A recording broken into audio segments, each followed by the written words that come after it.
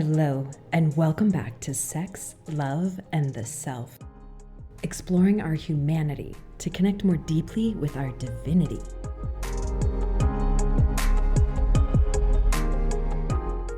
So last week I mentioned again my Prince of Pleasure, with whom I spent this incredible week of adventure and delight. I've talked about him a lot lately because I just learned so much from my experience with him. And one of the more nuanced or complicated elements of that, aspects of that, is the way that I allow or don't myself to fall in love with men, the way that I fall in love with men. And in kind of exploring the interactions that I had with him, I realized that it has been my habit, my pattern in the past to allow myself to fall in love with men, to do that, to fall in love with them by kind of putting them up on a pedestal or idealizing this human that's in front of me that I'm spending this time with.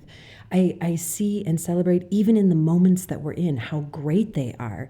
I notice myself walking down the sidewalk, holding his hand and thinking, what a beautiful human he is. What a beautiful perspective he has, how mature he is. I think about that incredible thing that he said last night, or the way that he takes care of his family, the confidence he has that is strong but not egotistical, his spirituality, his maturity. In short, I'm seeing him through love goggles.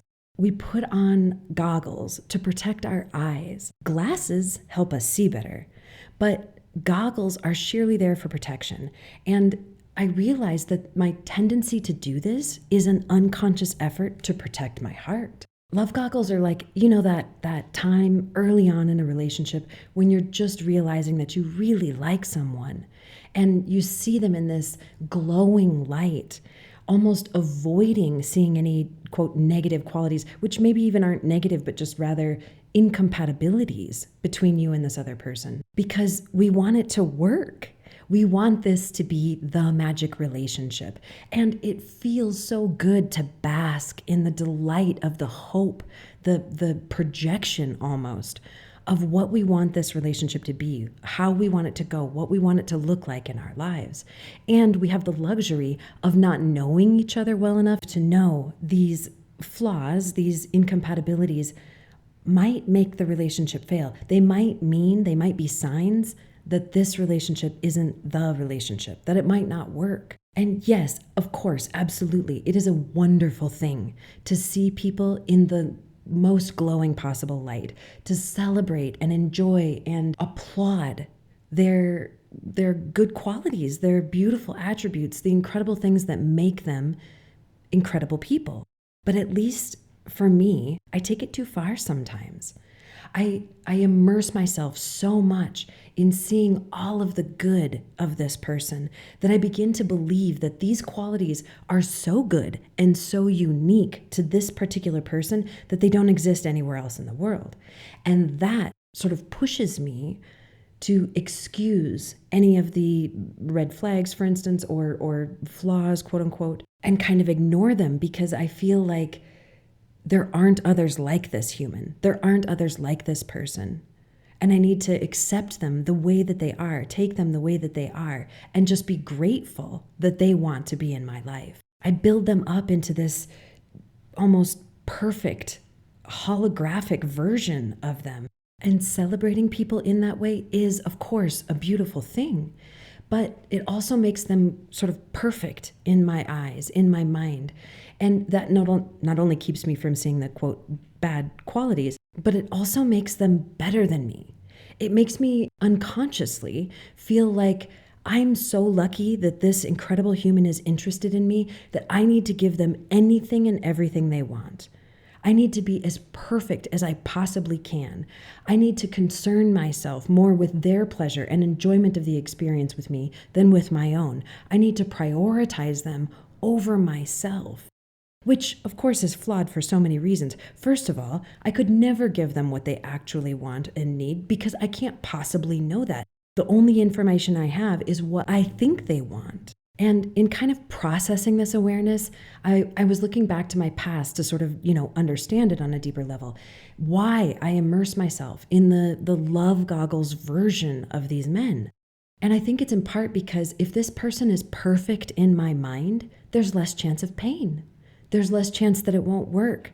There's less chance that I will feel unloved, which of course is crazy because it's actually more damaging. I start seeing them for who I want them to be. And when they don't live up to that, I feel like they could be better. They just don't want to or won't because I'm not worth it, because I'm not good enough.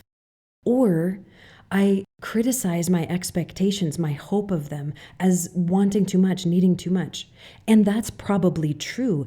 If I've idealized and pedalized this person into some holographic version of who they really are, of course, that feeds unconscious expectations of the way that they will behave, of the things that they will do, of who they are, the way they believe about themselves and about the world and about me. But perhaps the worst kind of side effect to all of this is that putting on those love goggles also distorts my perception, my perspective of myself. It makes me look worse, quote unquote, in comparison to them. And that only makes me feel like I have to work harder, give more, be more perfect to be worth their time and attention and affection. It also left me with some sense of obligation that if this incredible facade of a human is going to put in any effort at all to spend time with me, to show me affection, I have an obligation. I have to give even more to show my gratitude, to make it worth it for them, to give them an experience that was worth the effort that they put in. I learned a long time ago that putting people, partners especially, up on a pedestal isn't loving them. It's loving an illusion of them, that facade, that hologram. And it isn't fair either. It doesn't let them authentically be seen for who they really are.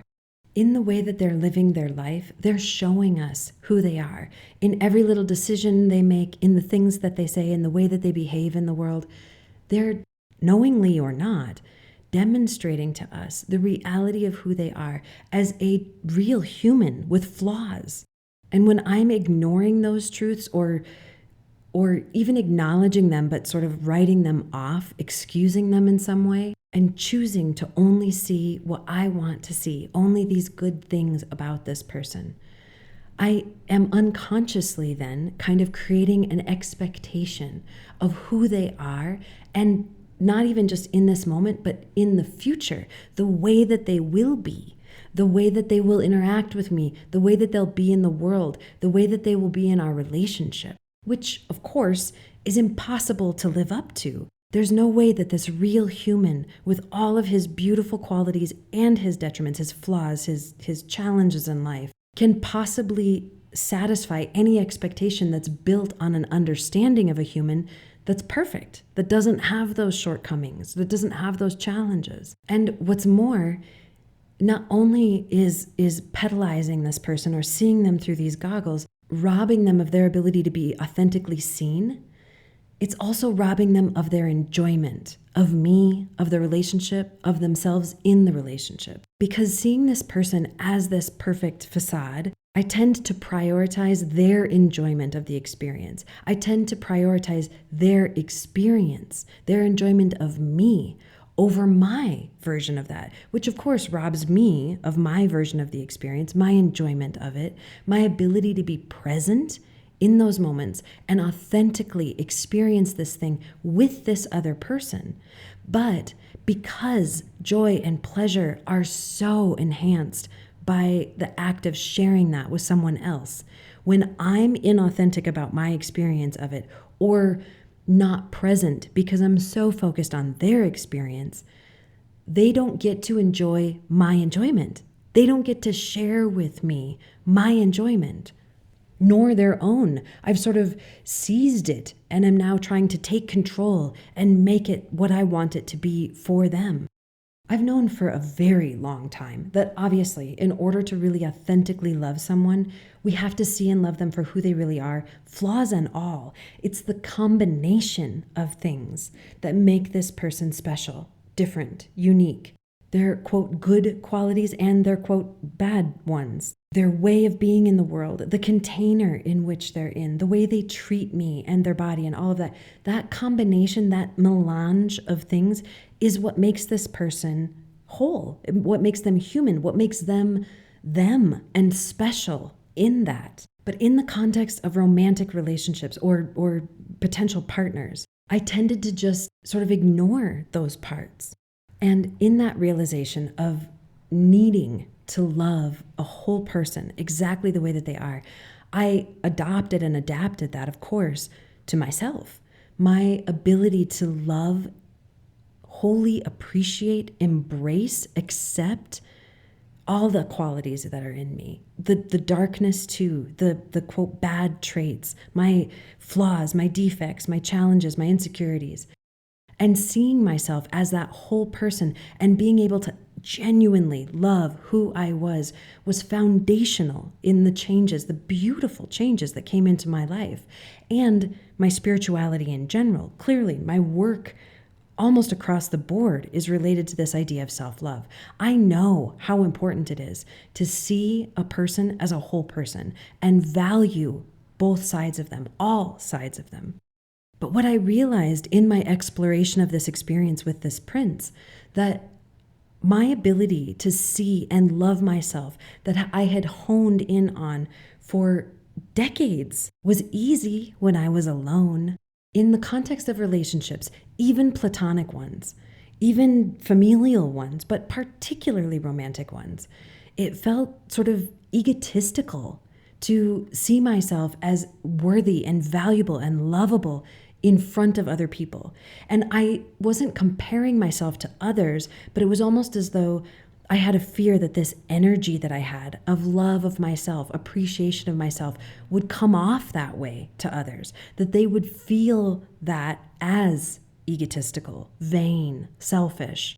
And I noticed that particularly when the prince messaged me about coming to visit. I've put him off for a couple of weeks because I've been sick, the timing didn't work right, I had other plans, whatever. And this guy has to travel hours by bus to come and see me. And I'm excited. I can't wait. I so hope that that it works out, that he can come and see me. When I'm imagining cuddling up in his arms, I noticed that I felt small. I felt not just physically, that's actually a sensation that I quite like, but energetically, emotionally small, guilty somehow, apologetic for making him wait so long. Like, I better be the perfect Jackie to make it worth his effort, his time, his money to come and visit me. A realization which, of course, opened the door, an invitation for me to work on that, to try to shift that energy. And I had felt, even when we were together traveling, like I was doing a better job with the prince. I didn't want to fall in love with him, so that helped. And the thing that I did, or made an effort to do to sort of prevent that, was to acknowledge his, quote, faults alongside all of these great attributes. And I know that sounds harsh, but also it's seeing him as a complete person. It's appreciating him as a whole human. And I will be more satisfied in whatever iteration of a relationship we have for however long it exists if I don't build a false version of him. I'll be less dissatisfied with our relationship if I don't unwittingly create expectations of who he is and how we will be in the world, how he will be in the world, how we will be in the world together.